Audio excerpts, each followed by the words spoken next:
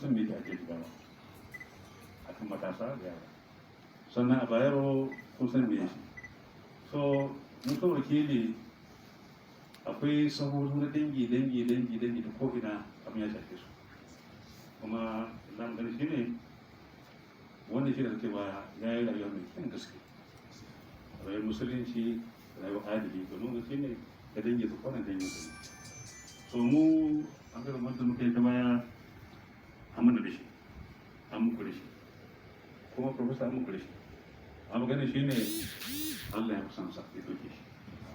Kuma ni abuna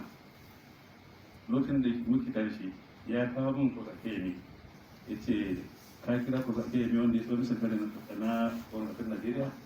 ya zai gaji ba ce yana son Allah ya rubuta ita da kanka shi kozake ne wanda da ake yi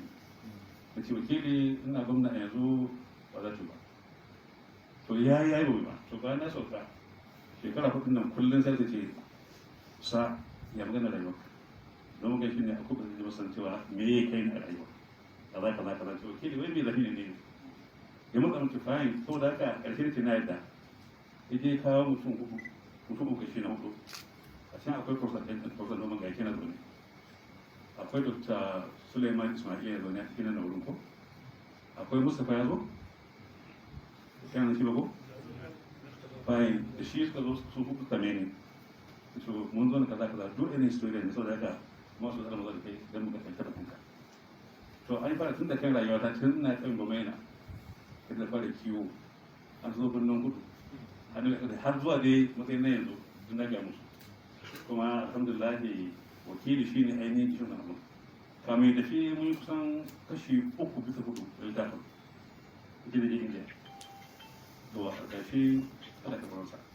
amma dai magana shi ne aikin da yana alheri to na da yari tunan su muke soyayya kaina wani manta ce wata na zo suke da kai